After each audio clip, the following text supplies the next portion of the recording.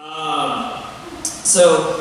of the other things that is kind of a primary purpose behind everything we do is that we understand that every event that we have, whether it be even a small group event, whether it be Sundays, obviously, or whether it be a big event like the Independence Day celebration, those are opportunities where someone could be connecting to welcome for the very first time.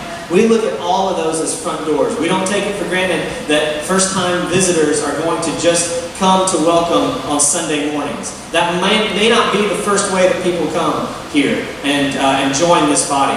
But all of these events are important. And so we also encourage you guys, as we have those, to take advantage of those opportunities. Invite people.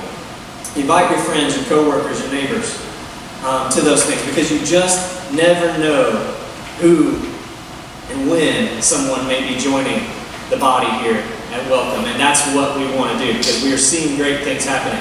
Pastor Josh told me that there were so many young families at this thing on Wednesday night. And that is awesome. That is what we want. We want lots of young families here. We want that children's ministry to be exploding. That's what we want. And we've got a great young lady in place right now who just joined our staff a month ago. Her name is Jocelyn. You may not get to see her very much. You might need to seek her out sometimes to find her. You may not know what she looks like, but look in your bulletin, there's a picture of her. Her, along with Grayson, are on staff now and doing such a fantastic job. Jocelyn really just taking the reins, leading kids ministry. Grayson making new connections and taking over our student ministry. We just got back from youth camp. How many of you guys went to youth camp? See this row right here? Yeah. We went to youth camp last week. It was such an awesome time. Able to worship, able to have so much fun together, able to learn from the Word. And so, exciting things are happening at Welcome. Exciting things. I know in this service, I have to speak, in both services differently. It's kind of two separate contexts. But in this service, you may look around and you may go, why is it so empty? Where is everybody? Why is my road not full? Well, here's what Pastor Josh and I understand. We understand that, first of all, it's summer. Alright? So people are gone. People are going on vacation, stuff like that. Sometimes people are just tired and hot, sleeping in. That's okay. That's okay. You know what? I look at it like this. I go, you know what? Right now, we're in summer. And summer season is what it is. But in fall, we want to go bring back every one of those chairs that's in the gym in there, pack those back in here, move everybody forward. We want it to be good and squishy and close in here. That's what we want. And we expect that that's going to happen in the fall. We want everybody to be in here slightly uncomfortable. They used to say that rule at churches. They used to say you had to have a certain amount of the room that was not filled so that everybody could have enough, shoulder room and stuff like that. Who needs that? Who needs that? That's not our business. That's not our mission. Our church is in the business of connecting people to the body of Christ and moving the kingdom forward and seeing this community grow closer to Christ. And so that's our mission, and you guys make the mission go. So thank you for what you're doing. Thank you for your giving, because that helps us have a staff and have programs and ministries that we have. So please continue to do that faithfully, and thank you for your prayers and how you do that. So there's my State of the State address before we start this morning. Pastor Josh has been in a message called Manifesto on the Mount, and essentially just explaining verse by verse the Sermon on the Mount that Jesus gave. When so many people gathered around to hear him, to learn who he was able to go through and give so many practical steps about how to live. And his disciples, and soon to be more disciples, were among that crowd, listening to him as he spoke. And this morning we're going to focus on one part of that, the Lord's Prayer, and how powerful that is. But first I want to tell you about a few things. I have at home a rocking chair on my front porch. Ellen and I have had this rocking chair on our front porch for the last 3 houses, essentially as long as we've had a house that had a porch. We had one house that didn't. But as long as we've had a house that had a porch, this rocking chair, this wooden rocking chair with a woven seat, has sat on the front porch, and it sits on our front porch now. It does what you would imagine a rocking chair would do. It rocks. There's nothing majorly uncommon about it. It's just a rocking chair. And then in my office, I have this pen. And this pen is a really cool looking pen. It's wooden. And it actually sits on this little box that I have a picture of my wife and my kids on. And I guess we call it a jewelry box, but it's not that manly to call it that. So I just call it a man box. I don't know if that sounds better. So this pen sits on top of my man box. And it sits there. And I don't even use it. I stopped using it like a year ago because I didn't want to use up the ink in it. And it's this wooden pen. It's got wood grain on it. It's really, really pretty. And then I have this, which is not a common, not saying this is just some common thing, but I have this Bible. And this Bible actually kind of belongs to Ellen and I both. This is actually our family Bible, but I preach out of this and I study this. And this Bible is very special as well. And why I mention these three items, because all of these items, a rocking chair, a pen, this, a Bible, they're common items. They're things there are millions of these things out there. Lots of people have them. You guys probably have a rocking chair. You probably have a pen. Hopefully you have a Bible. Right? These are common, everyday, simple items in and of themselves, doing what they do. But these three particular ones, the rocking chair, the pen, this Bible, are special because of who gave them to me.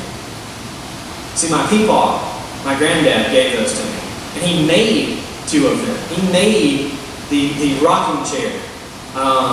He made the pen. Right? And he gave this Bible to us on our wedding day and wrote in it some scriptures and a note to us. And so, even though they're common, simple things, they're more than that. They're special. They're special because he handed them to us and said, "These are yours." And he's not with us anymore. But when I think about that rocking chair, when I sit in that rocking chair, I think about how he could not pass a wood pile on the side of the road without stopping. You know what I'm talking about? Hazard lights on. Boop! I'm stopping traffic. We're going to be piling stuff in. He never went past a piece of driftwood that he didn't pick up. And I'm sure to my grandmother's delight, to my Meemaw's delight, Ernest would show up with a bunch of wood and pile it in a pile in their yard that became multiple piles under the shed and on the front porch and in the living room and in the back room. Because why? Well, when he saw a piece of wood, he didn't see a piece of wood. He saw something bigger. He saw a rocking chair. He saw these pieces of wood. He saw, I can make those into pens, hundreds of pens that he's given out. There's hundreds of his pens floating around the world. Ellen has one, I have one. And because they're normal, common items, but now they're sacred to me. They're set apart. They're different. You get what I'm saying? So they're common to everybody, but they're a little bit more special than that. This is what I think of when I think of the Lord's Prayer. And here's what I mean. The Lord's Prayer is something that if you have been in church any amount of time for your life, if you started out in church as a young child, then perhaps you learned the Lord's Prayer. It was something maybe you memorized. And you might have memorized it in King James Version. That's the way I memorized it. Our Father who art in heaven, hallowed be thy name, thy kingdom come, thy will be done. So you learned it this way, and that's awesome. But just like stories that you learn in Sunday school, songs that you may learn in Sunday school as a child, they're inherent, they're in there, it's what we're doing, it's foundational. But sometimes those things can just become that. You forget that there's really big power in there. You forget, like in the story of Zacchaeus. I always use that one as an example. Zacchaeus was a wee little man, and the wee little man was he. Such a cute little song. You just think of this cute little guy up in a tree. You forget, no, this is that was a huge, powerful story of transformation. So I'm not denigrating our Sunday school stories, but what I am saying is, with the Lord's Prayer, sometimes it can just become something that we know how to recite.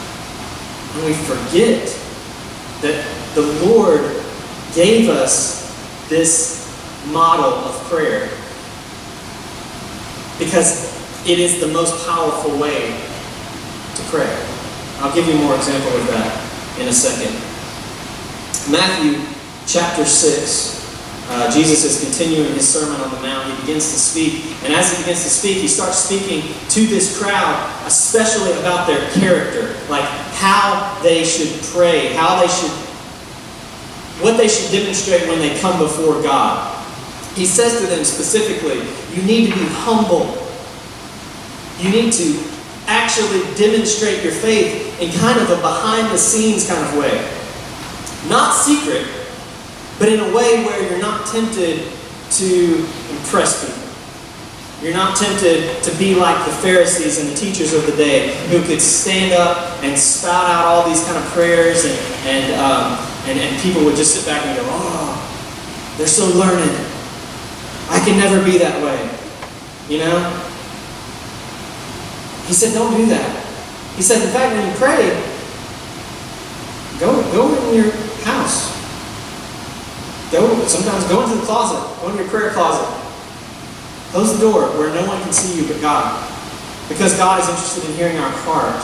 Let's look at what he says actually here. Matthew chapter 6. Hopefully I think he's got verse 1. It says, be careful not to practice your righteousness in front of others to be seen by them. If you do, you will have no reward from your Father in heaven. Go to the next verse. So when you give to the needy, do not announce it with trumpets, as the hypocrites do in the synagogues and on the streets, to be honored by others. Truly, I tell you, they have received their reward in full. So you see where this is going? But when you give to the needy, do not let your left hand know what your right hand is doing, so that your giving may be in secret. Then your Father, who sees what's done in secret, will reward you. When you pray, don't be like the hypocrites, for they love to pray standing in the synagogues and on the street corners and seen by others. Truly, I tell you, they have received their reward in full. When you pray, go into your room, close the door, and pray to your Father who is unseen. Then your Father who sees what is done in secret will reward you. So, he goes on to say, don't keep babbling on like the pagans do. They love to stand on the street corners. They think that they're going to be heard by their many, many words. Don't be like them. Your Father already knows what you need before you even ask of him, he says. So essentially he's saying, a bunch of words isn't what God is looking for, is it? And we know that. By the way, everything you hear this morning, I doubt any of it is going to blow your mind. If you've ever been in church before, let me just go ahead and set your expectations low.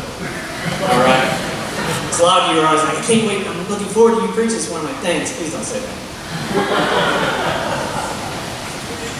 What I want to do this morning is just remind all of us, just remind us of stuff we already know.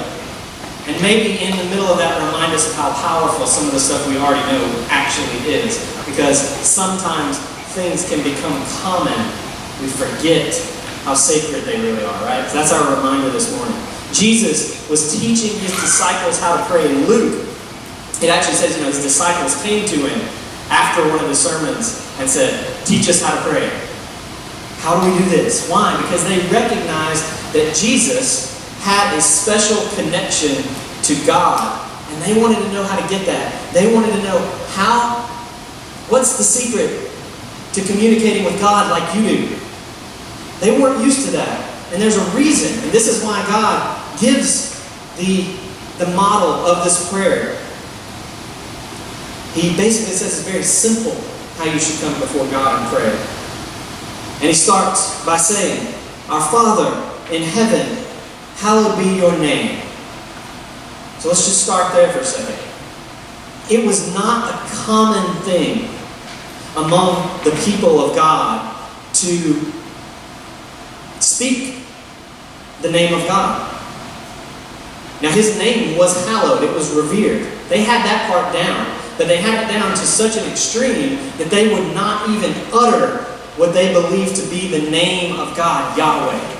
They would not say that. They wouldn't write it. If they did write it, they wrote it without the vowels in there because they didn't want to do that. Why? Because they were afraid that God might get mad because maybe their hearts weren't in the right place and he was so holy that he would strike them down and be done.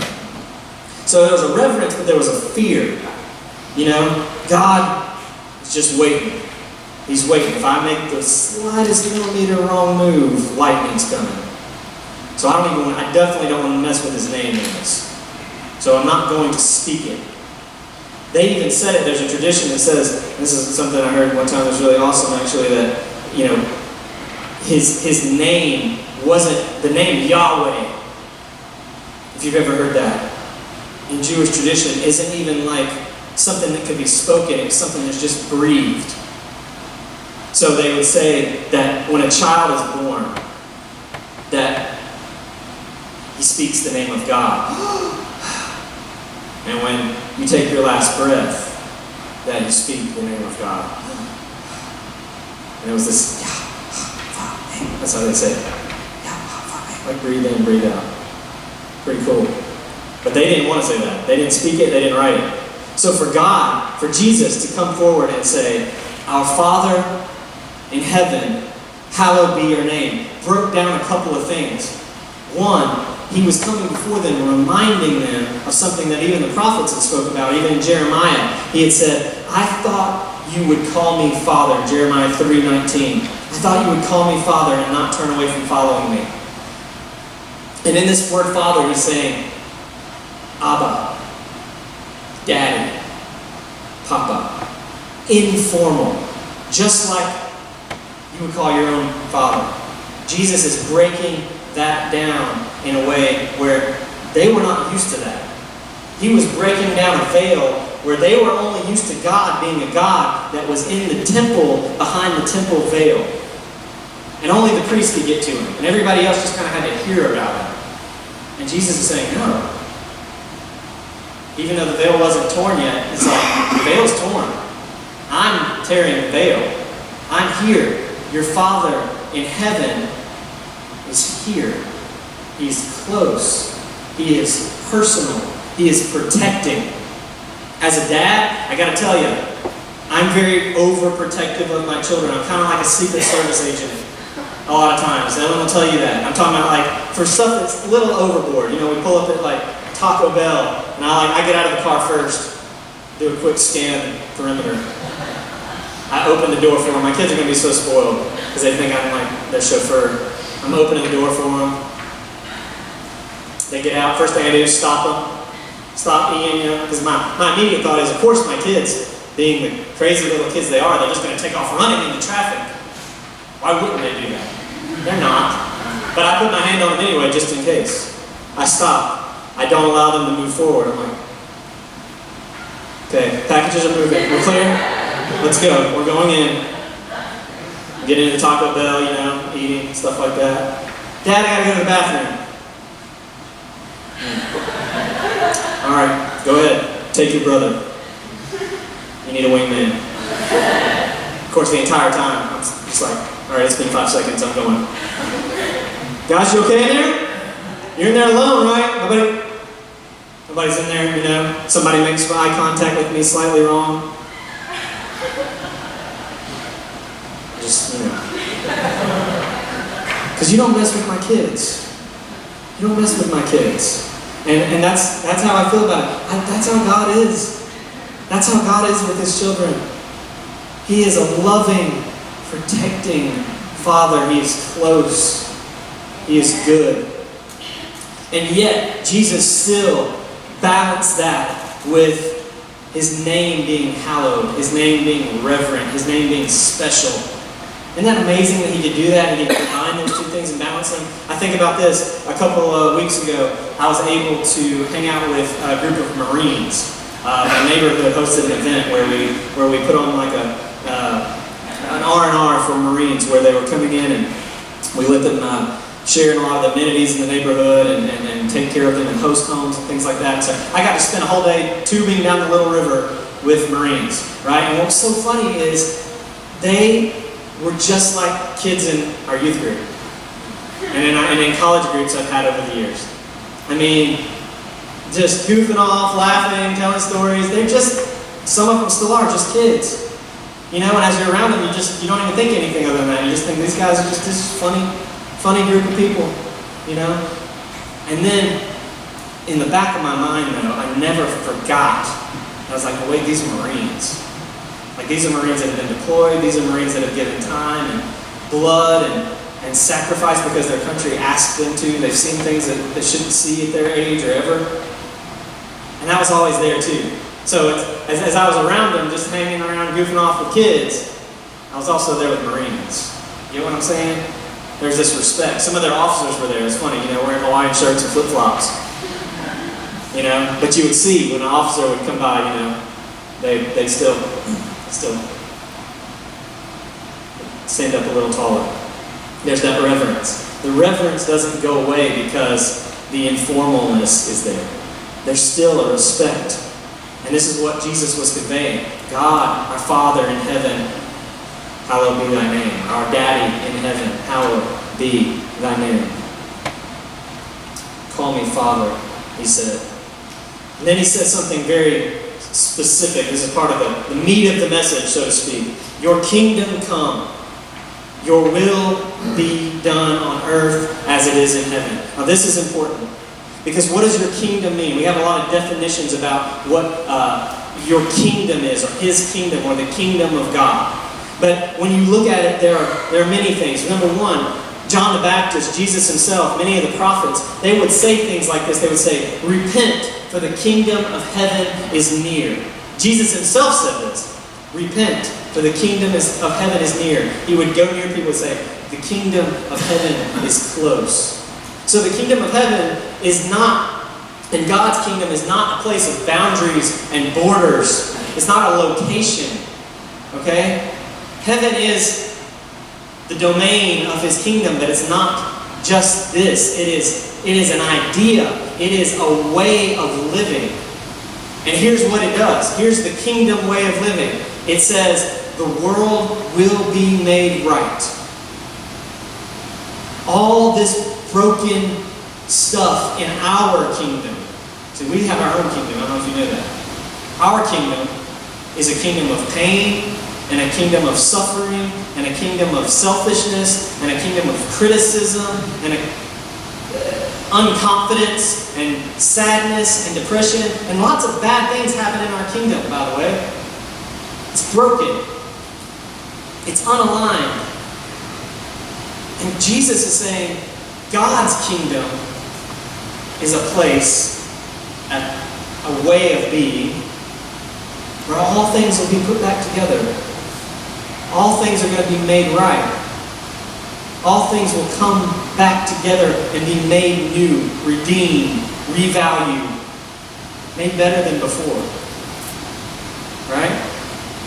So he's asking your kingdom to come. But here's the cool part. A lot of times we think, well, yeah, Lord Jesus, please come quickly. And we do pray for him to come quickly. But it's the idea that Jesus come quickly because nothing can be really made right until you get back.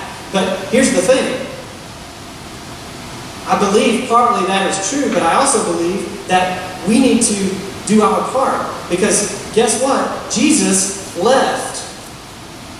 He didn't leave us alone. We had the Holy Spirit, 100% God in the form of Spirit. But Jesus himself left.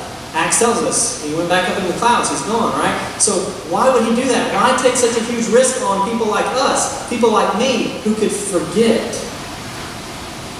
But it's because he's handed us something. This day, on the Sermon on the Mount, he handed his disciples practical teaching.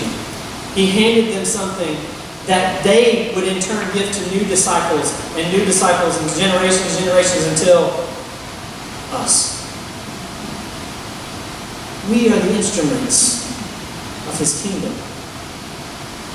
So when we pray, your kingdom come, we are not only beckoning God to bring this way of life to make all things new, but we are also saying, on earth as it is in heaven, right here, right now, not waiting till the days of Revelation, the kingdom can come now. How does that happen? How does that work? Maybe that does blow your mind. Maybe you're like, okay, I was with you up until this point, and now how are we going to make all things new? Well, here's the thing. We are either in the process of building and ushering in his kingdom in our lives, or we're in the process of blocking his kingdom from moving. There is no neutral ground. There is no stagnant spot. This is what we do. And you do that based on how you live. And I don't want to leave it there because that's really general. Because a lot of times you come to churches and you hear, go out and live for Jesus. Okay. I'm going to get more specific. Jesus himself gets more specific in the prayer. But I do want to remind you, as we get into this, you and I are his instruments right now for his kingdom coming into this world on earth as it is done in heaven, where all things, his will is always being done. There's no asterisks in heaven. There's no yes, Lord, I will get to that. You know? As Christians, what we do is we live a life where we clock in and clock out as Christians. I'm going to church this morning, clock in. I'm going to lunch later, clock out. I sing in the choir and the worship team, or I lead a small group, clock in. I'm not there anymore, clock out. That should be pretty convicting to you and to me.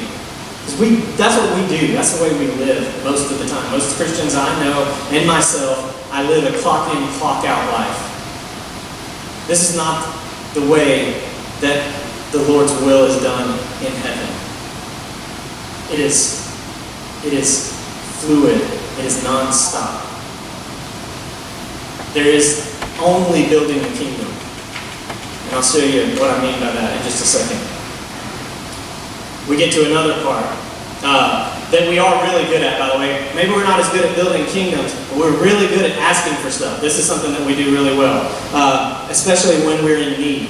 When we're in need, we are great at coming before God and saying, give us today our daily bread. And simply put, that means, Lord, I need stuff.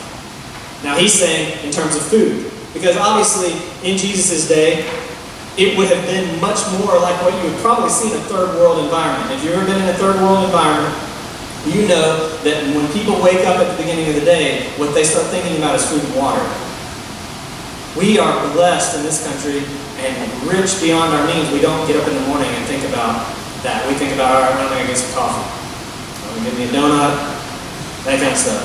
I'm going to get a second breakfast. We don't think, I need to make sure that I have these proper containers today because I'm going to walk 20 miles to get water and spend the rest of the day walking that water back to my family so that they might have a chance to learn. That's a common reality in the world, by the way, right now. It wouldn't have been that uncommon in Jesus' day either. But the truth is, as a wealthy American, here's how I think. When I think, give us today our daily bread, I think, give us today our daily bread plus a little extra. Because, come on, God, I can't live off of just daily bread. I can't live off of just what I need. Come on. But God is saying this. Jesus is saying this. He's saying, give us today our daily bread. It means no less, no more. What you need. Sufficient. We read a verse a second ago that Grayson had up on the screen from 2 Corinthians. It says, my grace is sufficient. That was when Paul was saying, I can't go on with the thorn in my side, whatever this stuff is. Jesus said, my grace is sufficient for you. I wasn't even speaking about food necessarily. Jesus himself, later on in Matthew chapter 6, says, don't worry about what you will eat or what you will drink or what you will wear. Don't worry about those things. And here's why. He says, seek first his, what? Seek first his kingdom. And then all these other things will be given to you. See how it works? We get it backwards. God, here's what I'm going to need. Here's how my list is going to go. I'm going to need this bill paid on time. I'm going to need this. You know what? I've never missed a meal that I didn't want to miss. I have to work really hard to miss meals. I get on programs to miss meals. I pay money for people to tell me, stop eating so much. Are you with me? This is what I do. I'm going out and I eat and I go, I need to go run like 8 miles. Because I need to burn that up. I need to get that fuel out of here. God's saying, and yet we still worry, don't we? We still worry. How? Why? Seek first His kingdom. All those other things will be added to. Grace is sufficient. The Lord's Prayer, just as a reminder so we can see where we're at here, is personal. Let me put this on the screen. I think I put these on there. Or give you a list back there of things. It says the Lord's Prayer is. It's personal. It's reverent. It is for the world to be made right. It is for our sufficient needs. And then there's something else inherent in this. This goes back to the kingdom thing. How do we make the world right? How do we do this? It's for our forgiveness and for the forgiveness of others. See, this is one of the things he says. Many versions that you've heard say, forgive us our trespasses as we forgive those who trespass against us. Or forgive our debts as we forgive our debtors. Right? Simply put this way, Lord, I need your forgiveness. I need your mercy and your grace. Many of you and myself come before God daily to pray that. Right? But he says it's tied in directly to how much grace, mercy, and forgiveness you give others. They're not separate things. They are the same. So my question to you this morning, am I harboring unforgiveness towards somebody? Is there some conversation that we've got, so when we go back to work on Monday, we've got this conversation we've been having all weekend in our mind, we've been having this argument, and we know we're going to have that conversation when we have it, we've got the perfect line ready. We're going to sting them. Got it. We know that we can, those people got me, they harmed me, they hurt me, I'm going to teach them a lesson. I've got a scheme, I've got a strategy. We all do this, right? People that harm us take up real estate in our hearts and minds. They're squatters. We give it to them for free. And Jesus is saying, release. Release. If you cannot release it, how then can I show you mercy and grace? They are one and the same. Takes us back to our kingdom. How do we bring the kingdom in? I was saying you're either building the kingdom or you're halting the kingdom. How you and I treat others is how our relationship to God works. You cannot come in here today and say, I am very close to God, I am very spiritually connected to God, me and God are good, and have something against someone else. It doesn't work. Even if they deserve it. That's the hard part. That's the hard part. He's saying, there is no loophole here. There is no asterisk. Forgive, and you will be forgiven. Treat others well, you will be treated well. Now that, it doesn't get any more practical and simple. I wish I could categorize all that stuff for you every single day. I don't know all of your stories. I can tell you, because I know in my life, Ellen and I actually call it, there's always the one. There's always the one. And here's what I mean. It doesn't matter if you go from state to state. Ellen and I have lived in 3 states. Multiple churches I've been a part of. Multiple organizations I've been a part of.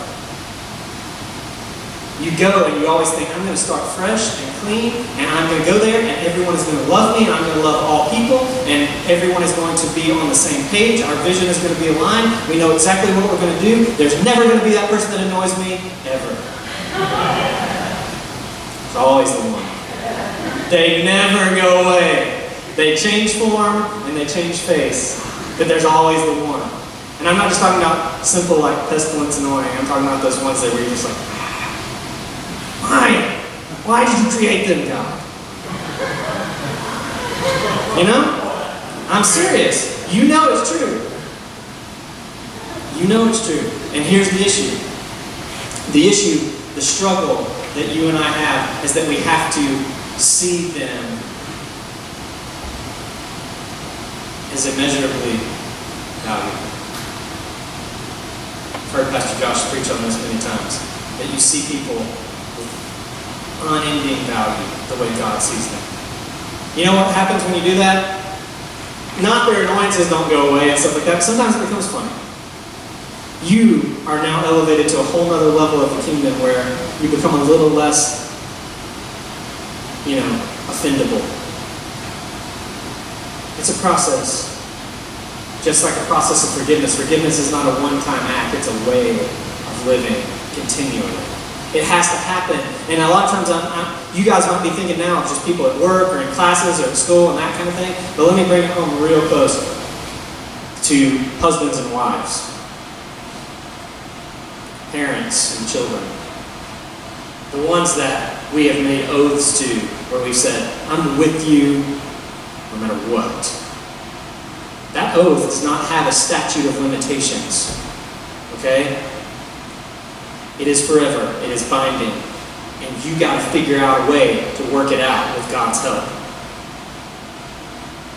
I remember a quote, I don't know if I'm saying it exactly right, it's from Billy Graham's wife, Ruth Graham, and she said, somebody asked her one time, what's the secret to a great marriage? You seem to have a great marriage.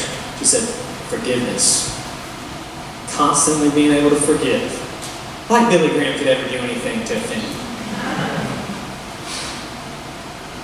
Constantly being able to forgive, that's it. That's it. I think that's what we need. There's a stair-stepping process towards love in that. And that's what he's asking. Forgive. That's the power that's in that little line that we always say. Forgive our trespasses. If we forgive those who trespass against us, that don't mean people walking across your yard.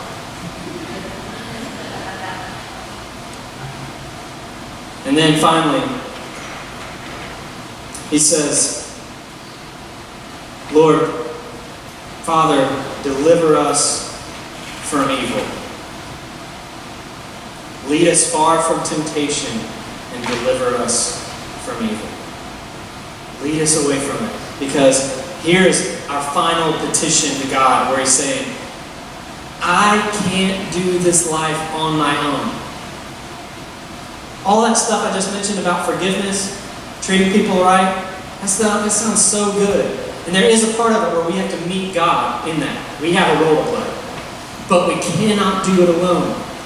He has to be the one to pull us. And he doesn't want to see us neck deep in temptation, ready to fall on our faces, broken and destroyed, when he has offered us a way out. Cry out, call out, reach out. I will take you away from temptation. We saw where Jesus had to deal with this himself. He had to deal with this himself. Jesus, the enemy, the devil, came before Jesus and said, I will lay out the feast for you. Everything you want will be yours. All the kingdoms of heaven, and I'm going to give you a hamburger too. And Jesus said, no. Now we always go, well, that's because he was Jesus. So Jesus has the ability to just go, no, emotionless. Do you think he didn't think about it? Do you think he didn't envision it? The Bible basically, it says it, that the devil laid it out before him in a way where he could see it, he could visualize it, he could smell it. When you're hungry, you ever go by a place that's like where somebody's cooking out? He could smell it. And all he had to do was go. He had two options. He could have took the devil's deal, or he could have just said, yeah, this is too hard, I give up. Angels. And they would have just brought it to him. And he still would have been in favor of God. He had both options available. Imagine that temptation. You don't think about that, do you? Think about the temptation on the cross. The temptation on the cross to go, and he's seeing your face in my mug. And he's going, I'm going through this for him? He's going to keep doing the junk that he does to me over and over again, and I'm doing this for him? Forget it. Forget it. Sorry I kept Noah around. Let's wipe the slate clean. But he didn't. He resisted the temptation. He called out, he gave us an example and a model of how to call out to God the Father and say, take the temptation away. I want your will be done. Take it. The bad thing for us is we've got two enemies. We've got an enemy on two fronts. We've got ourselves, and we've got our enemy, the devil. Both of them want to see us destroyed. Yourself and myself wants to kill me. It wants to see me broken and corrupted and destroyed. And the enemy is saying, yeah, how can I figure out how to tap into that? I know what tempts you. I know what's going to cause you to move in that direction. Let me throw some of that in your face. We've got the enemy on two fronts. So guess what? We can't fight him on our own. We can't fight ourselves on our own. He says, hence the prayer to God part, Lord, we need you. I need you. I need you. I need you. I can't do it. I can't do it. Deliver us from an enemy, Lord, on two fronts. Why? Why do we ask this? Once again, what's the benefit? So that we'll feel better? No. So that all sickness and pain will go away? See, that is going to be Jesus' job. He's going to put all that together. We can't control that in this broken world. That's what we're waiting on Jesus to come back and do. Take away, fix all the stuff that we can't fix. But there are things we can fix. Our relationships. Our time left on this earth. How we treat our loved ones and our neighbors. And how much we focus on the kingdom of God. We are His instruments for building His kingdom. Your life and my life are made to usher His kingdom in until the day that He comes. That's the mission. He says, our Father. Jesus says, Father. Jesus is revealing something in this prayer that is so simple. Remember the rocking chair and pen, the Bible here? They're so simple. Simple little things, but there's so much depth and power, so much sacredness there. Almost more powerful than anything on earth. You know? Priceless value. Just like we are to God. So when we pray the Lord's Prayer, remember its value. Remember its power. Remember its ability to change you, me, and therefore to change the world that we live in. If you would, stand with me. We're going to pray this prayer together. We'll just start back there in verse 9. It says then, this is how you should pray. Let's pray together. Our Father in heaven, hallowed be your name. Your kingdom come, your will be done on earth as it is in heaven. Give us today our daily bread, and forgive us our debts as we also have forgiven our debtors. And lead us not into temptation, but deliver us from the evil one. And you know the end and the benediction here as I pray for us before we leave. Lord, thank you.